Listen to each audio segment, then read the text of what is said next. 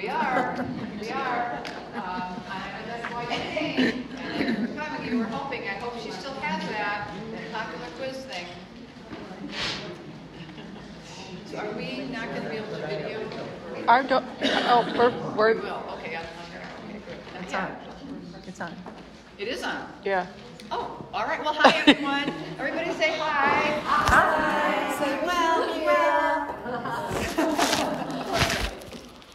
Very good. We're going to number 1 to 5 and bonus. 1 through 5 and a bonus. All right. The first one is multiple choice.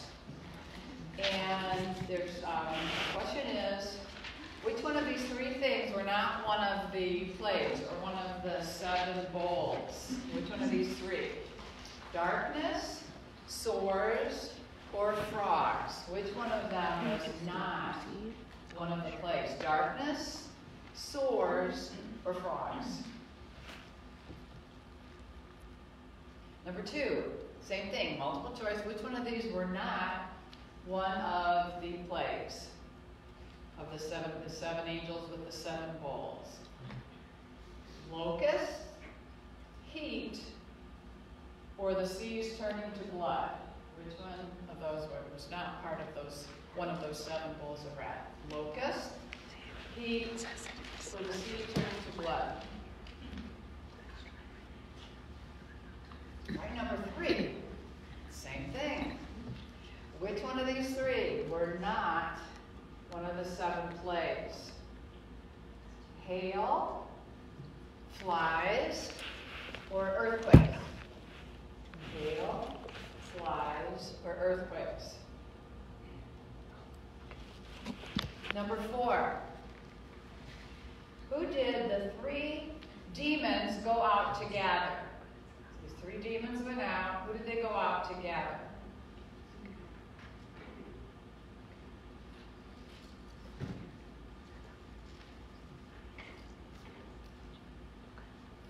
Number 5. Which one of these 3, again, multiple choice, which one of these 3 will not occur during those 7 bowls? Which one of these will not occur? The earth flattened, the cities fall, and many repenting. Which one of those will not occur? The earth flattened, cities fall, many repent. And then the bonus question. What did the 7th angel say after pouring out his bowl? The 7th angel say after pouring out his bowl.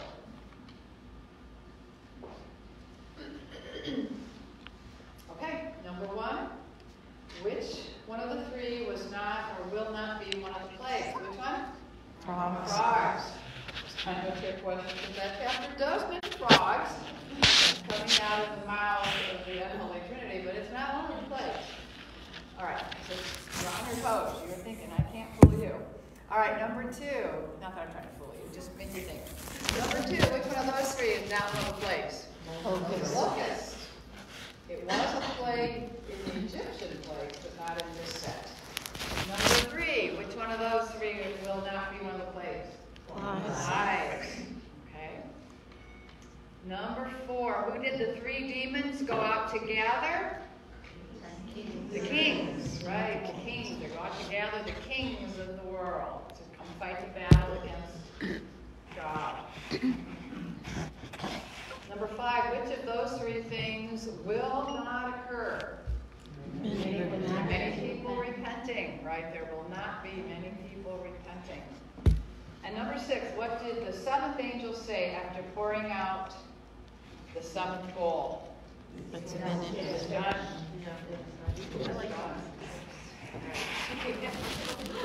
Okay, well, we are on page 172. Your notes, open your Bibles to Revelation 17. Revelation 17. And as you're turning there, I have one more question for you. This is a true or false question. True or false? People will not be interested interested in religion during the tribulation. Is that true or false? False. False. In fact, it will be a time when there'll be more people interested in following religion than probably ever. People were created to worship. God created everyone to be a worshiper, and people will always worship something. And if they're not worshiping the true God, they will worship false gods of their own making. Because since the fall, people have their longing to know God has been twisted and perverted, and so people don't want to be under the authority of God, but they still were created to worship something. And so into this vacuum, once the church is taken out and everything is in chaos, into this vacuum will step Satan, the father of lies, and his demon hosts, and they will play on people's panic and terror and fear, and they will deceive them, and there will be a one-world religion. That's what we're studying today. There will be all the false religions of the world will kind of merge into one false religion. We don't have a denomination for that. We're not saying, oh, this denomination or that will be a false religion, probably a mix of all different false religions. And only religion can unite the world in that way. Think of other factors, military, economic, political. They will not be able to unite people like religion will be able to do, to unite the world. And so you can see why with all that chaos and that longing for stability, control, and something to worship, you can see why as the Antichrist rises to power, makes himself known, how people will be drawn to him and will be deceived by him, and step by step come to the place where they actually worship him. So this chapter today we're going to be studying the false religious system of Babylon, and next week we will, next time we meet, or your next lesson, you will be studying the false political and economic and city of Babylon. So people, again, will turn in desperation to the Antichrist. And we'll be talking about Babylon today and how it originated and why it is called the mother of all false religions. All right, so page 172. Let's look at the second paragraph at the top there.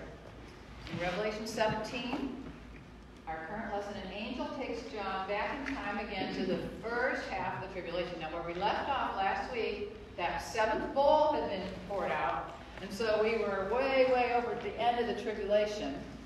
And the next thing to occur was the second coming. But now we're all the way back to the beginning of the tribulation with this chapter. And we're going to kind of this week make our way back towards the end. But then next week, we still won't be at the second coming now for a while in our notes and in our lesson.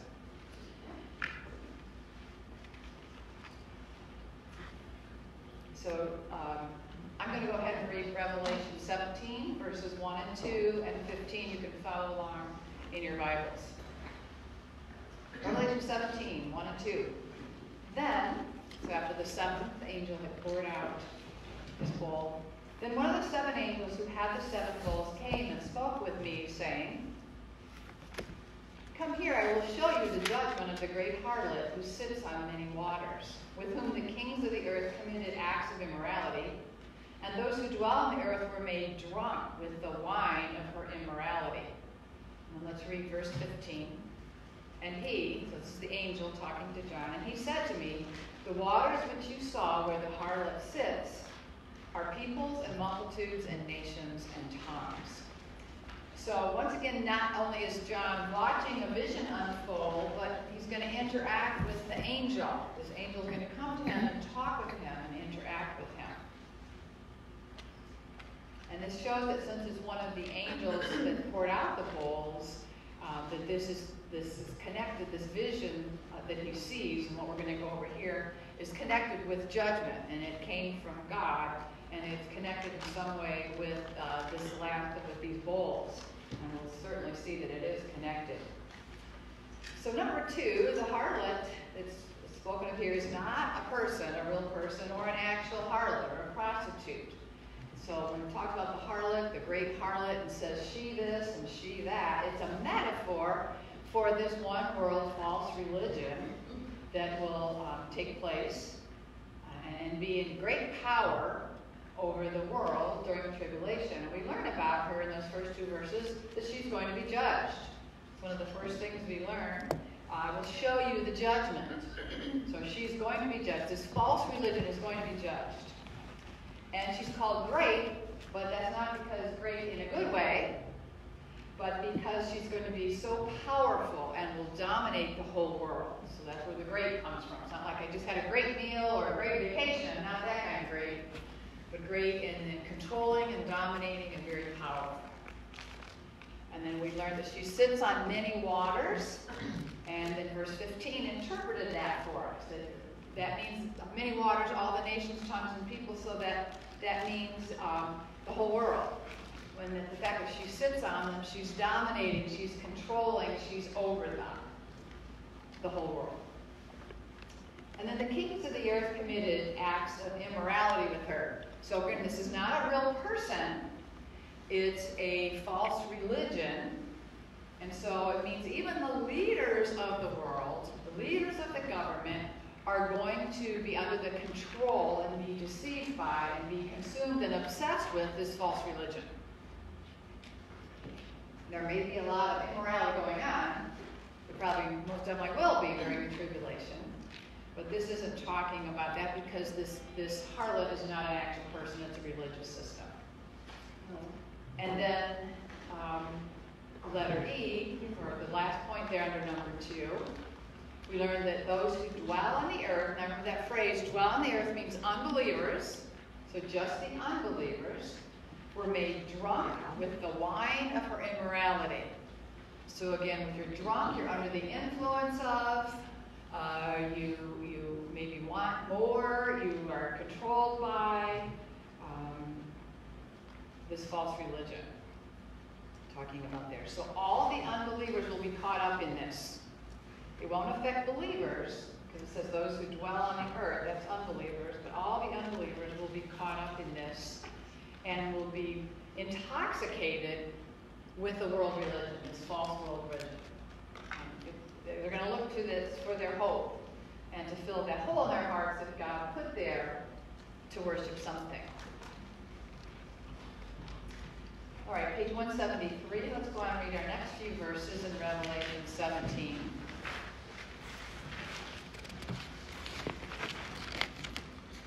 Verses 3 through 7. And he carries me away, so the angel is carrying John away in the spirit. So John's body is actually still on that island of Patmos, but in the spirit, and by the spirit, carried away into a wilderness. And I saw a woman sitting on a scarlet beast. So get a visual of that. So this woman sitting on a scarlet beast, and the beast is full of blasphemous names, having 7 heads and 10 horns. Trying to visualize that, a little hard to do, right? What will that look like?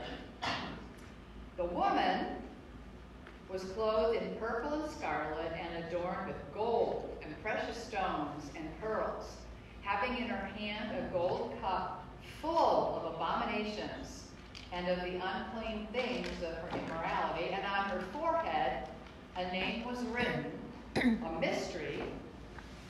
Here's her name, Babylon the Great, the mother of harlots and of the abominations of the earth. And I saw the woman, now it's the woman who's drunk. Before it was the people who were worshiping. I saw the woman drunk, and here's what she's drunk with the blood of the saints and with the blood of the witnesses of Jesus. When I saw her, I wondered greatly, and the angel said to me, why do you wonder? I will tell you the mystery of the woman and of the beast that carries her, which has the 7 heads and the 10 horns. Now, if you are like me, and I thought, oh, the angel's going to explain all this, great. And then read the next few verses, I thought, yeah, the angel didn't explain anything. I still don't get it.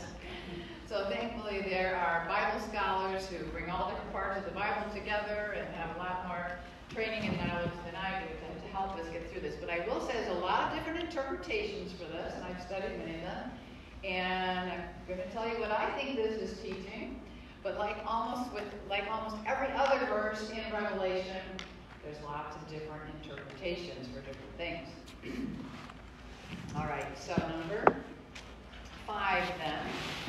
We just read this passage of the angel taking John in the spirit to the wilderness, and there John sees this harlot that the angel was talking about. Because the angel would say, I want to show you. So John hadn't actually seen her yet, so now he sees her. He sees this harlot woman sitting on a scarlet beast.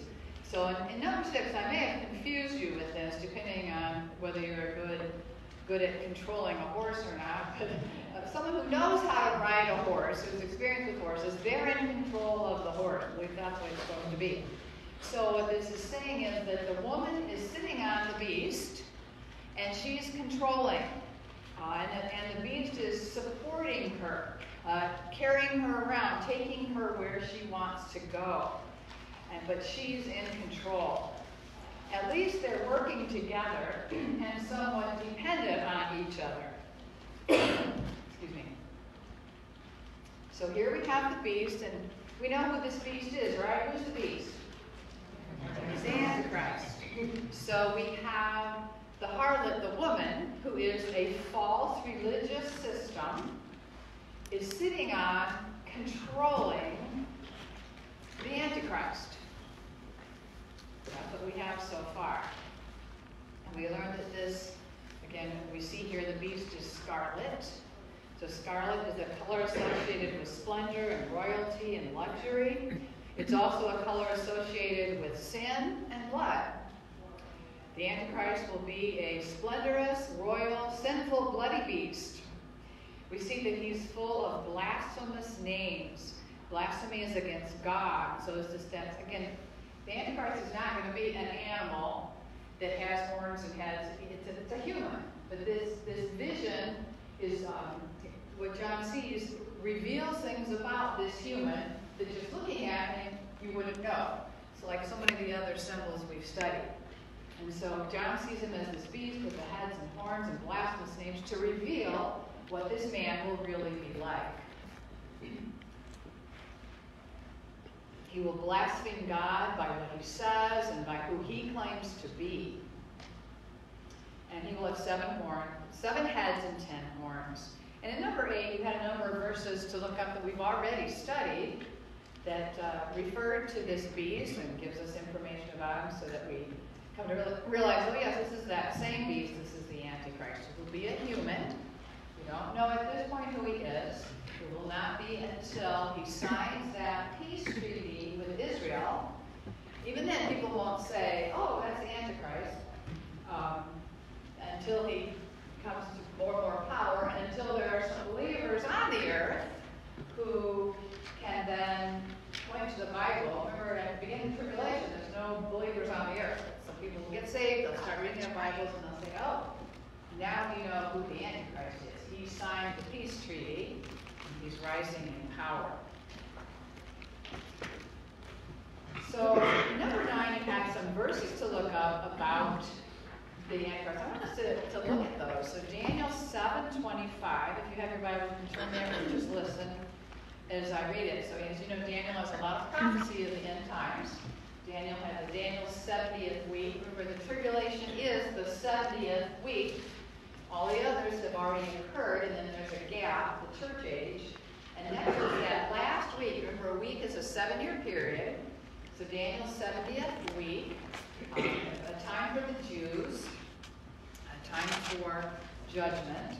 And in Daniel 7:25, Daniel's talking about this ruler that will arise. It says, he will speak out against the Most High and wear down the saints of the highest.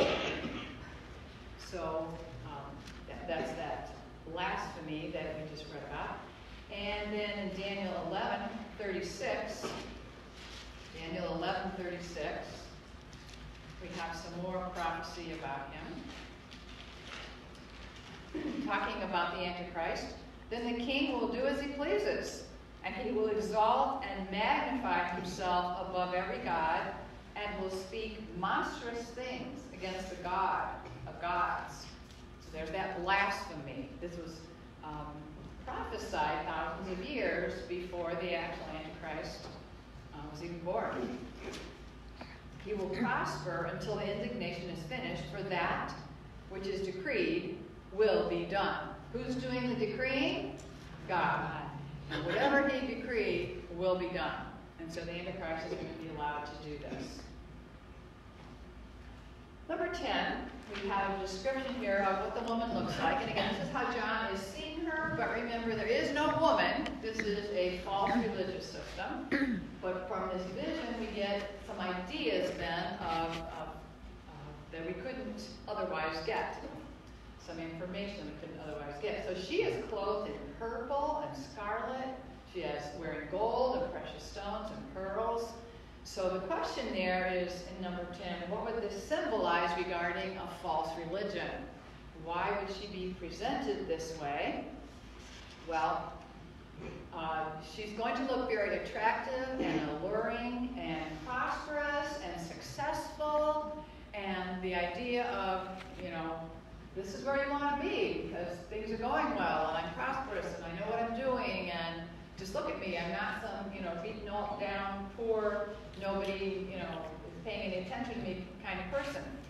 And she's called a prostitute or a harlot. Prostitutes usually dress to attract attention to themselves. And so metaphorically, this false religion will be no different. Clothed or presented to really give a sense of success and wealth and prosperity, and this is where you want to be in success, and you're missing out if you don't get on this bandwagon. And you have a quote at the bottom of page 173 that kind of ties that together with that there. Page 174, number 11, she's holding a gold cup, and it looks beautiful on the outside, but it is not full of beauty. And on the inside of the cup, we read that it's full of abominations and unclean things. So again, the idea looks good on the outside. So from appearances, this false religion is going to attract many, many people because from the outside it looks great. Yeah, this is what we need. This is what we're longing for. This is what will help us. Well, this is great. But the inside, the reality is, again, it will deceive people. And we learn that she's a murderer and, of course, totally turns people away from the true God. Reminds me of the Pharisees, when Jesus was talking about the Pharisees in the New Testament. He said that on the outside, they looked very religious, and people looked up to them, and people really respected them. But in reality, he said they were whitewashed tombs full of dead man's bones. So it looks good on the outside, the inside a totally different reality. And then we learn her name. So number 12, back in the first century then, when John lived, the harlot would write her name on her headband. And so that's why this prostitute has a name on her forehead. And when it talks about her name, a mystery, it's talking about the fact that her name is a mystery. Her name isn't Mystery Babylon, but her name it was a mystery, but is now being revealed. And so her name, number 12 there, is Babylon the Great, again, meaning powerful, controlling, worldwide, the mother of harlots and of the abominations of the earth. Now, you're the mother of something. We talk about that as the mother of all snowstorms. Or at Christmas time, I have this huge wreath I put on my front door that almost eclipses the entire house. And I call it the mother of all Christmas wreaths. It's huge, you can't even hardly open and shut the door. If you're the mother of something, depending on what it is you're the mother of, it means you're, to the infinite degree of whatever that is. So she is the mother of all harlots. And again, we're talking here about spiritual adultery, spiritual unfaithfulness. So she is the worst as far as being spiritually unfaithful. The mother of all false religions, it's saying. The mother of all that goes against worshiping God. and she is the mother of all that is an abomination on the earth. So again, we're talking about a false religious system. See how wicked it will be, and how evil it will be. And yet everyone except believers will fall for it and will be involved. In fact, will be passionate about this world. So she will be the source of all false idolatrous, blasphemous worship in the end times. And there will be a lot of worship, but not directed towards God. You have a quote there in the middle, under number 12 by Skip Heitzig. It says, ancient Babylon. So there was, an actual city of Babylon on the Euphrates River in what is now Iraq. Ancient Babylon spawned a host of other false religious systems throughout history. In fact, ancient Babylon was where the first false religious system started, and then it spread throughout the whole world. So that system will reach its peak during the tribulation. And no doubt the final version will incorporate some elements of the church, of Christianity, in a perverted and apostate form.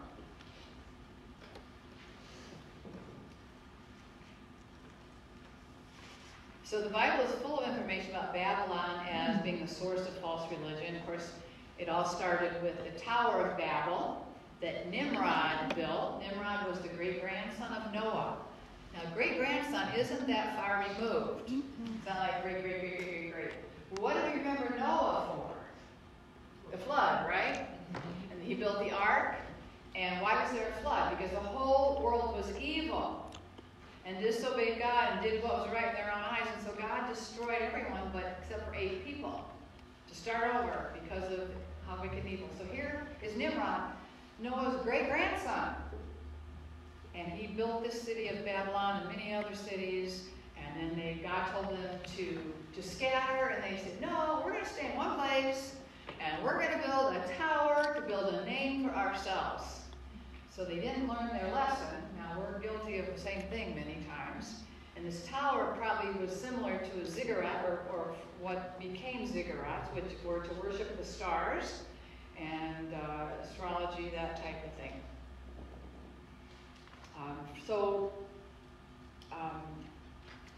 Nimrod had a wife named Semiramis, who supposedly had an immaculate conception, gave birth to this son named Tammuz. And so this mother-son pair became worshipped in all kinds of pagan civilizations. So let me tell you a couple of those. In Nineveh, the mother was called Ishtar. In Phoenicia, she and her son were Ashtaroth and Baal. Now, all through the Old Testament, we hear about the Baal worshipers, and that's where this started. That Nimrod's wife, Semiramis, had Tammuz. He was called Baal. In Egypt, she was Isis, and her son was Osiris. In Greece, she was Aphrodite, and he was called Eros. In Rome, her name became Venus, and her son Cupid. And so this mother-son pair were worshipped in many false cultures, and again, this started in Babylon. So Babylon, this ancient false religion, gave birth to all sorts of spin-offs, including astrologers, magicians, dream interpreters, and we do have their spiritual descendants still with us today, those that worship false religions, New Age followers, channelers, palm readers, just all those types of things are their spiritual descendants. So from the beginning of the city of Babylon in Genesis 10, this influence has been felt throughout all of history right up until today. So that's why this system is called Babylon. So this Babylonian system has given birth to all false religions. Why she's called the mother of all harlots, all false religions. So that was number 14 from reading through Genesis 11, that account of Babylon. Number 15, this worldwide system is responsible for murder. We read the verses in 6 about who she murdered. She's drunk with the blood of saints. So down through all the ages, false religions have murdered true believers. all through history. They've murdered Christians and hunted down and killed Christians. So that's why it says it. Remember, she's a false religious system. And now during the tribulation, of course, false religious system is going to murder many believers. And then it also says, with the blood of the witnesses of Jesus, this would include those two witnesses that we talked about, that for 3.5 years will preach, and then they will be killed by the beast. But that's part of the false religion. So she's drunk, lusts after killing believers. So John is amazed and astonished there at the bottom of your page about all this. Who wouldn't be seeing something like that? We wonder at this point how used to weird visions he's getting. Could he be any more amazed than what he's seen already at this point? Because at this point he has seen all 7 seals opened, all 7 trumpets blown, all 7 bowls poured out. He's seen all kinds of things, but he is just amazed at this and wonders what is going on. So let's go ahead and read verses 8 to 11 from Revelation 17. So here's the explanation. So the angel is talking, the beast that you saw was and is not, and is about to come out of the abyss and go to destruction. So that's kind of the biography of the Antichrist right there. And those who dwell on the earth, remember, those who dwell on the earth is a phrase for unbelievers. Those who dwell on the earth, and here's another description of them, whose name has not been written in the book of life from the foundation of the world, will wonder when they see the beast that he was and is not and will come. Notice how that sounds a little bit like how God is described, who was and is to come. So that's, again, the Antichrist trying to imitate truth. Verse 9, here is the mind which has wisdom. The 7 heads are 7 mountains on which the woman sits. So the false religion controls these 7 mountains. She's sitting in the mountains. She's a false religion. She controls these 7 mountains. And then we learn what those 7 mountains are. They are 7 kings. So they're not really mountains. They're kings. Sometimes in the Bible, mountains are referred to, or kings are referred to as mountains, just because of their prominence and their authority. Now this is very interesting about these 7 kings. In verse 10, 5 have fallen. 1 is, the other has not yet come. And when he comes, he must remain a little while. Verse 11, the beast, which was and is not, is himself also an 8th and is one of the 7 and goes to destruction. So I probably don't even need to comment on that. You're all good with that. Well, I know you studied, did your homework, so you probably have a pretty good handle on what this is. So, but let's get into it. So the angel, number 16 in your notes, the angel begins his explanation of all this. So it says the beast was and is not. And you studied in Revelation 13, we all studied, that the Antichrist will appear to die, he'll get a mortal wound, and will appear to die. He'll seem dead, but then he comes alive again. So that's what it's talking about. He was alive, and then he is not. He appeared to be dead. That's what it's talking about there. And that will happen about midway through the tribulation, when he seems to be killed. Of course, once he comes alive, then everyone's, wow, and that's when they really start to worship him. And then number 17, how are unbelievers, those who dwell on the earth, further described as those whose name has not been written in the book of life from the foundation of the world. And another description from that God has a book of life where the names of believers are written, which before anyone was born, before he ever created the world.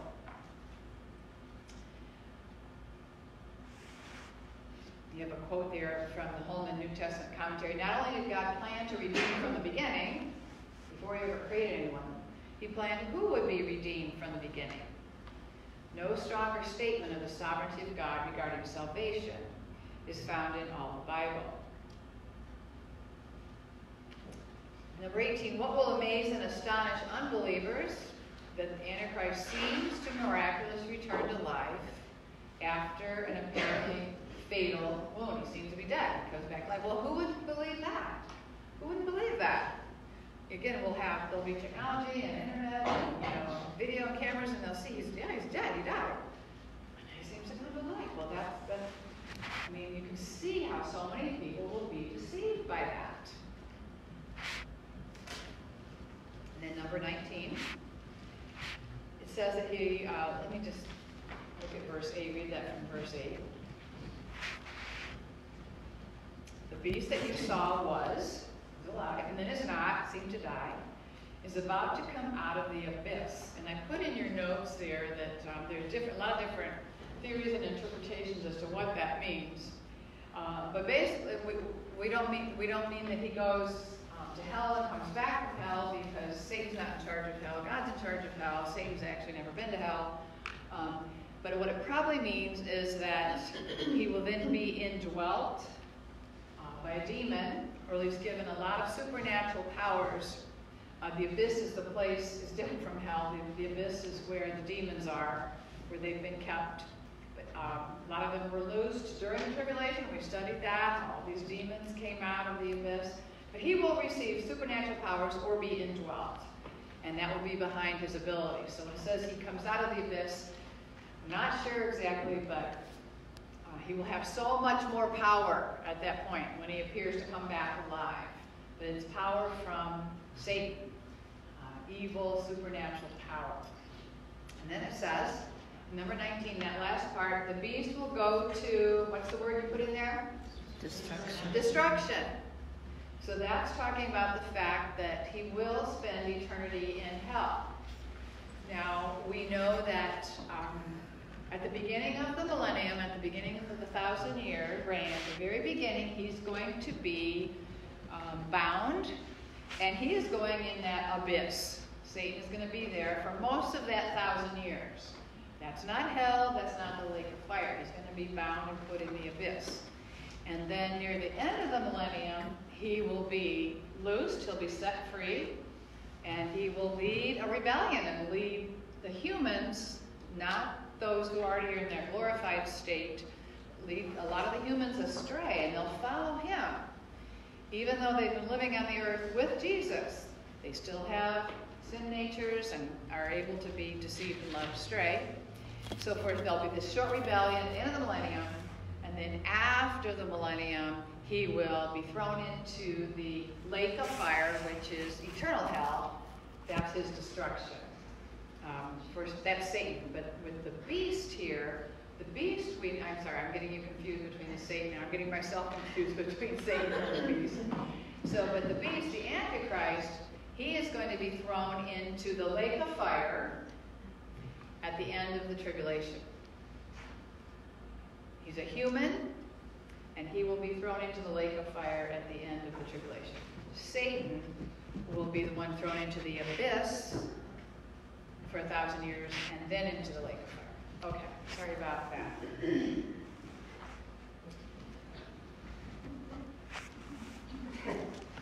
Number 20, 2 Thessalonians 2:9, says, the coming of the lawless one, that's the Antichrist, is by the activity of Satan with all power and false signs and wonders. So this is what he's going to have the ability to do. So it's no wonder people are deceived. He's going to have power and false signs and wonders, and with all wicked deception for those who are perishing. Those who are perishing is talking about the unbelievers. And they're perishing because they refuse to love the truth and to be saved. So everyone will be amazed, the unsaved will be amazed that he seems to come back to life, and so that's going to change everything there about the midpoint. All right, number 21. The beast has 7 heads. They are 7 mountains, which are 7 kings. And in 22, let's flesh out what these mean. So it says, 22a, 5 have fallen. And in number 23, I listed the 5 world empires that at the time of John's writing had already fallen. And they're listed there in number 23.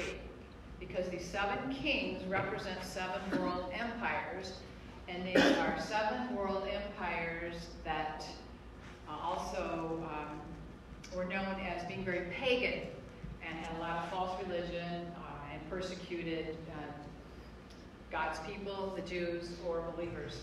Well, this is all Old Testament, they weren't believers, but people that believed in God.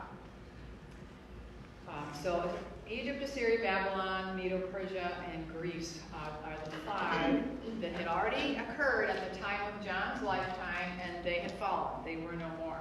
But when it says that the woman sat on them, meaning she controlled them, there was a lot of false religion in them. So controlled by false religion. Right? And then back to 22a, it says, one is. All right, so in John's time, which empire was current? That would have been Rome. Roman Empire. So we've got 7 altogether, so that is now 6 of them. And then letter C, 22c, the other has not yet come. So at John's time, this last empire, the 7th one, had not yet come. That's the one that will take place during the tribulation. That will be the one world empire that the Antichrist has. And in John's time it hasn't come, and in our time it hasn't come yet. But those are the 7 kings here that we're talking about, the 7 empires. And then again, as I was saying, that you have a quote at the bottom, false paganized religion influenced all of these empires. The woman was seated on them all. It says she was seated on them, which means she was in control and dominated all of them. I could take a minute here to explain how she did that, how she dominated them. In Egypt, the first one, Egypt ordered all the male babies, Jewish male babies, to be killed. Remember that? And so that was one way that the blood was on her hands, and false religion murdered and persecuted God's people. And then the second one, Assyria, happened during, in the Old Testament, during the times of Hosea and Isaiah, and Assyria destroyed the 10 northern tribes of Israel. And so that was the second one. The third one was Babylon. Babylon, during the days of Jeremiah and Ezekiel, destroyed the 2 southern tribes of Judah. So you had the 10 tribes with Assyria, the 2 southern tribes were captured by Babylon. Came very close to, and then Persia, which would have been the Medo-Persians, Persia, was during the days when Esther was queen. Remember what happened when Esther was queen? That came very close to destroying every Jew because of the plot of Haman to kill all the Jews. And then the 5th one would have been the Greek Empire, and this was right after Alexander the Great under Antiochus IV Epiphanes. That was when he outlawed all Judaism and greatly persecuted the Jews. So those are the 5 fallen ones. And then, of course, the 6th was Rome. And then the angel here skips right from Rome to the 7th, which hasn't happened yet. Why did he skip all the ones in between? That's because there's not been a unified worldwide political military assault on Christians since the days of Rome. Not a worldwide one like these other ones were. And when we say worldwide, those were world empires. They weren't the entire known world, but they were considered world empires. But since Rome, there has not been a worldwide assault against Christians. And that will change with the rise of the 7th kingdom that will happen during the tribulation. All right, page 176. So the 7th will be the Antichrist, and it says it will only last a while. It won't last very long. Must remain a little while, it says. And we know that tribulation is 7 years, but he's not going to come to great power until midway through. So he's really going to be an authority over the whole world for that last half, the last 42 months or 3.5 years, the last half. And then, number 25, from verse 11, the beast which was and is not, is himself also an 8th and is one of the 7. And he goes to destruction. Notice a couple times he's going to destruction. So how can he be the 7th and the 8th? Did you figure that out? You understand that one? Yeah, good. So before he was killed, he was the 7th. Remember, there's these 7 kings. His is the 7th empire, so he's the 7th. But then he was supposedly killed, a faked death perhaps. When he seemed to come alive again, he then became the 8th. All right?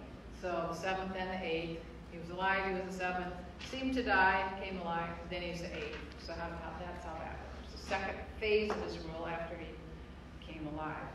And then in number 26, I had you look up Daniel chapter 2, talking about all these different kingdoms.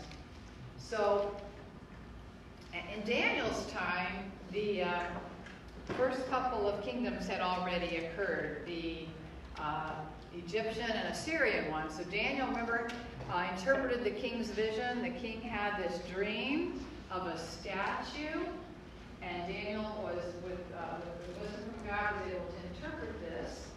And so Egypt and Assyria had already fallen at the time of Daniel's writing. So in Daniel we read about the Babylonian one, which was the head of gold, and then the Medo-Persia, and then Greece, and then Rome, and then the 10 toes. And the 10 toes will be the Antichrist kingdom, made up of a mix of all different kingdoms, not just one like these are. And then in the vision, of course, this big stone that comes and destroys the statue. And that is the final kingdom. Christ's kingdom, the kingdom of God for all eternity, will destroy the other. So bringing in Daniel's prophecy here and how that fits in. All right, let's read the next few verses, 12 to 14. The 10 horns which you saw are 10 kings who have not yet received a kingdom, but they receive authority as kings with the beast for 1 hour. And that 1 hour is just a phrase. It doesn't mean they'll literally only reign for 1 hour. It means a short time. It's a figure of speech. These 10 kings have one purpose: to give their power and authority to the beast. These kings will wage war against the Lamb, and the Lamb will overcome them. Yay, right? The Lamb will overcome. And here's why. Because he is Lord of Lords and King of Kings. And those who are with him are the called and chosen and faithful. All right, so let's talk about that.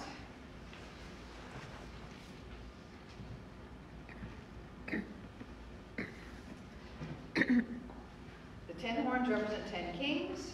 Look at 27b. At the time of John's vision, had they ever had a kingdom? Oh. These are in the future. These are during the time of the Antichrist. So no, when John's seeing these visions, well, these other empires, they've already happened, 5 of them, they've fallen, but these 10 kings, these 10 horns, will that will happen during the reign of the Antichrist. So no, they haven't had a kingdom. We can't look back in history and figure out who they are. They will receive their authority with the beast. Our passage says during the tribulation. We do a lot of research on that, and we identify who these 10 are.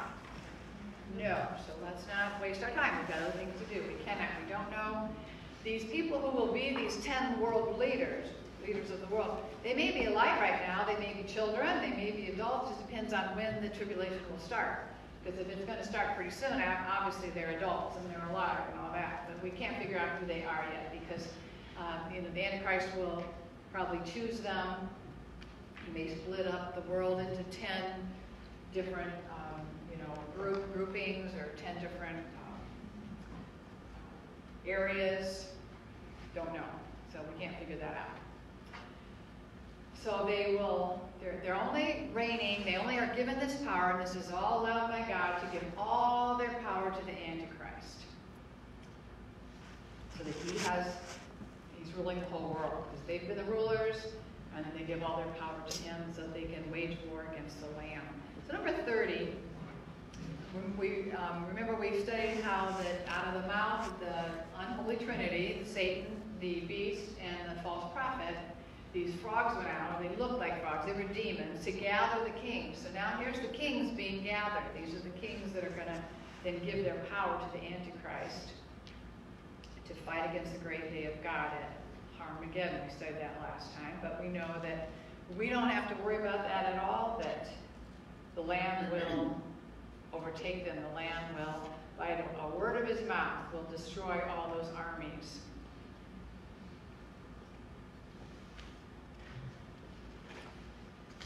All right, page 177.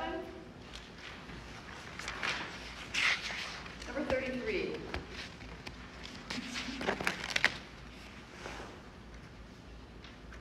So our king is coming, and he will not be coming alone. So as we read in verse 14, the coming with him will be the called, the chosen, and the faithful. This is a description of believers. And we talked about the fact that these are the ones whose names are written in the Lamb's Book of Life before the foundation of the world. And I just want to read a paragraph. We don't have a lot of time to spend on that topic. But a couple sentences here. God has acted to choose some to salvation. It's beyond dispute. That fact is beyond dispute for anyone who takes the scriptures to be the infallible word of God. However, exactly what this means and to be understood in terms of the responsibility assigned to humans to respond to God is beyond our present human comprehension. So what that is saying is God has chosen for the foundation of the world to redeem certain people, but also the Bible teaches that we don't go to hell because we weren't chosen. We go to hell because we rejected Christ. That's our responsibility. How to put those two together? We can't. They're just both really clearly taught in Scripture. We've been over this a lot of times as we studied through Romans and Peter and different passages, but here it is again. So both are taught the sovereignty of God in choosing people and man's responsibility. The reason people go to hell is because they rejected Christ, and they are responsible for that. And we just accept both of those truths as being taught. So here's the call of the chosen and the faithful that are coming back with the Lamb. We're going to study more about this when we get to lesson 23. But Christ will return with the armies of heaven. So who would that be? Well, and again, that'll be in a future lesson. But who is present in heaven? Who will be present in heaven at that time when he returns to be part of this army? There'll be a number of groups in heaven. One group in heaven are the Old Testament saints. So all the people you study about in the Old Testament, right up until in the New Testament, the day of Pentecost, when the church started. So all those Old Testament saints will be in heaven, but they will not have their glorified bodies yet. We actually get ours before they get theirs. I know it's really not fair for them, but I'm not the one making the decisions.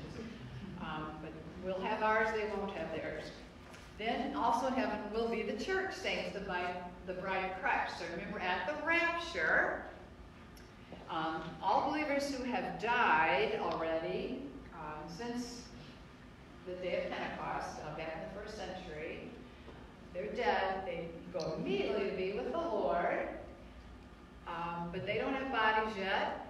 But at the rapture, when Christ returns, it says they will be resurrected and get their new body. And then anybody alive, believers alive that are raptured, will all be changed in an instant together. We'll all get our glorified bodies at that time, at the rapture. So people in heaven right now, nobody has a glorified body yet.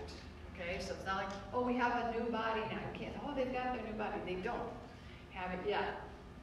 And then the other group in heaven, so we've got the Old Testament saints, we've got the bride of Christ, the church, and then we've got the tribulation martyrs in heaven at that point. That they weren't saved at the time of the rapture, but they got saved, but they died during the tribulation. So their souls are in heaven. Remember, to be absent from the body is present with the Lord. Their souls are in heaven, but they don't have their resurrected, glorified forever bodies yet either. So who is coming back with Christ to be to come, with him as he comes to defeat the armies? There's all different views on this, but I think for sure we can say, we know, the bride of Christ, the church, he's coming with the called, the chosen, the faithful. And then there's another verse that says, and with his angels. So for sure we will be with him, coming back. and then with the angels. Some also believe that heaven totally empties out and Old Testament saints and the tribulation martyrs come too. That may be, I can only say what we know for sure as to who's coming. But this talking about the called and chosen people, that's us. We will be coming back with him. We'll either die before the rapture or we'll be raptured. We'll have our glorified bodies. We can come back with him for that battle, which we will not have to fight. So we're just going to kind of watch and cheer and clap and all that kind of stuff. All right. Let me finish up here. Revelation 17, 16 through 18. And the 10 horns which we saw in the beast, the 10 horns of the kings, these will hate the harlot, and will make her desolate and naked, and will eat her flesh, and will burn her up with fire. Well, this is kind of a surprise because we know that the Antichrist hates God and hates believers. He's been, working with this false religious system, and now he's going to hate the false religious system. For God has put it in their hearts to execute his purpose by having a common purpose and by giving their kingdom to the beast, talking about the 10 kings there, until the words of God be fulfilled. There it is. I just love it. I wrote love it next to those words. Love it that God is in control and everything unfolds according to his purpose, and his purposes will prevail and no one can thwart them. And these people all think they're fighting against God, and they've got this one world religion, this one world government, and then just boom, God is going to just destroy all of it. And then the woman you saw is the great city which reigns over the kings of the earth. And our next lesson, again, I don't know when we'll talk about it, but you already have it, you can be working on it, is about Babylon, the actual city. So we've been studying today Babylon, the false religious system. And the next chapter 18 is Babylon, the false city. But so what's going to happen is midway through the tribulation, the Antichrist wants nothing to do with this false religious system because he wants everyone worshiping him. So the kings have given him their authority, so he has all authority, so totally destroys this one world false religious system and insists on pain of death that everyone worship him, and they will, and they'll take that mark of the beast. So I just want to quickly tell you 7 false teachers in the church today. I know we're out of time, but I'm going to do this anyway. Last time we were together for a while. So remember, Satan is all about deceit and lies and fooling people and leading people astray. And we're going to see that most of the world will fall into that. Is it possible for us in our lives here and now and next week to be deceived, to be led astray? Is it possible? It is. It is. Now, we cannot lose our salvation, but we can be deceived and be led astray and believe wrong things. So we have to be in the Word of God. And even though we're not going to be meeting for a few weeks, you must be in the Word of God, and you must be encouraging one another, and you must be growing in your knowledge of the Lord. Here are 7 false teachers in the church today. There are many more. These are 7 main ones here. First one is the heretic. This is the easiest one to spot. The heretic denies the core fundamental doctrines of the Christian faith. He takes what God says is true and he outright denies it. He takes the things that God forbids and he says, oh, that's fine. There's not a problem with that. You can do that. That's just old news. That's from thousands of years ago. You don't have to do that. We've got a lot of that going on in our world today. Yeah, maybe God said it, but things have changed. The second false teacher is the charlatan. And this is the false teacher who's in it only for himself. He sees Christianity and Christians as a means for his own personal gain. And he just always wants more and more and more, whether it's more power, more attention, more control. He's in it for himself. The third one is, we call it the false prophet. This is the teacher who claims to have fresh new revelation from God. This is huge in our culture right now. You must be so careful of people saying, I have a fresh word from the Lord, or I have God told me this new thing. Now, if it's just new to them, but it's in the Bible already, but God is not giving individuals fresh new revelation. And so, but it can sound so, this person can be so sincere and seem so godly and so truthful, and you really would look up to this person and respect this person. It seems like God is using them.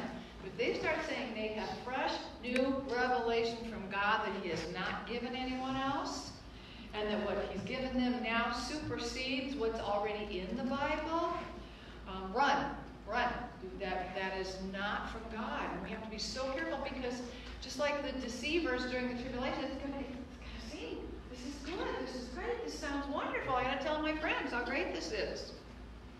The fourth one is the abuser. The abuser is the person in the church or the teacher or pastor who, again, uses others to get more glory, more fame, more prominence. He just wants a platform. He wants to use people. So it can be, he may abuse them to get power, or he may abuse them sexually. But it's all about, again, gaining power for himself. The fifth one is the divider.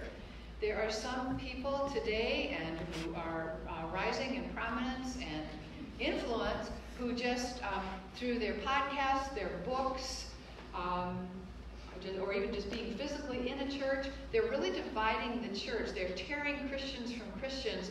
They want to quarrel and fight over minor matters and say, oh no, this doesn't really mean this, and just pitting Christians against Christians. They may major on very small things to do that, but they're dividing by arguing over things. The sixth one is the speculator. And the speculator is the person that likes, for years, for thousands of years, the church has believed this, but now I've got this new idea on how to interpret this. So this may be someone who's very academic, and they just want to come up with something new that no one else has thought of yet. And something that, they're so intelligent and godly that they've got a new interpretation on this that no one else has ever had. You want to be very, very careful of a brand new interpretation that no one else has ever had. He undermines the certainty of Christian faith, and he undermines what for thousands of years believers have, into how they've interpreted the Word of God. And then the seventh one is what we call the tickler, tickling people's ears. He gives people what they want. He doesn't tell them anything that's unpopular. If it's something uncomfortable or unpopular or people might not like it, he's not going to teach that. He craves affirmation and popularity. He doesn't want people turning away from him. He may have huge packed out churches, but he's very careful what he speaks on or teaches because he doesn't want to be offended or mad or not coming back. He will not speak a lot about sin and the sin problem. So I need to stop, but gives us a lot of things to think about and to be careful of. And as we've said a number of times already today, make sure you are encouraging one another in the Lord. Your small group leaders are going to stay in touch with you and keep up with you and encourage and pray for you. And let's continue to